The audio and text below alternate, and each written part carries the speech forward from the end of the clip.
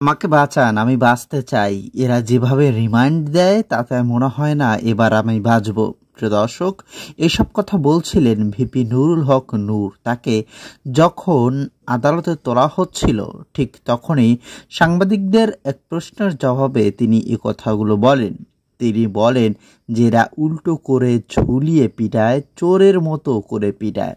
Senior junior কিচ্ছু দেখে না। এবার আমাকে যে 5 দিনের রিমান্ডে নিচ্ছে, মনে হয় না আর বেঁচে ফিরে আসতে পারবো।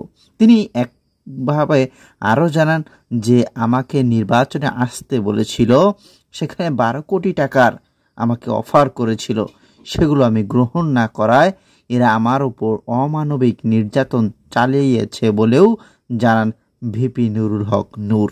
গতকালকে তার স্ত্রীও তিনি বলেছেন যে আমার স্বামী প্রয়োজনে আর কোনোদিন নির্বাচনে আসবে না, এইসব রাজনীতি করবে না। তারপরেও আমার স্বামীকে ভিপি নুরুল হক নূরকে ছেড়ে দেন।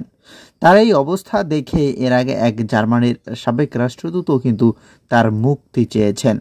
দর্শক, কোটা আন্দোলনের সময় রাজধানী মিরপুরের কাজীপাড়ায় মেট্রো রেল স্টেশনে হামলা ভাঙচুরের অভিযোগে রাজধানীর কাফরুল থানার মামলার বিএনপির সিনিয়র যুগ্ম মহাসচিব রুহুল কবির রেজভী সহ জামাতের সেক্রেটারি জেনারেল মিয়া গোলাম সহ ডাকসুর সাবেক ভিপি নুরুল হক নূর 8 জনের 5 দিনের রিমান্ড মঞ্জুর করেছে আদালত। এই অবস্থা ভিপি নুরুল হক নূর, এই সম্পর্কে আপনাদের মতামত কমেন্টে লিখবেন। ধন্যবাদ সকলকে। আমাদের চ্যানেলে নতুন হয়ে থাকলে চ্যানেলটি সাবস্ক্রাইব করে রাখবেন।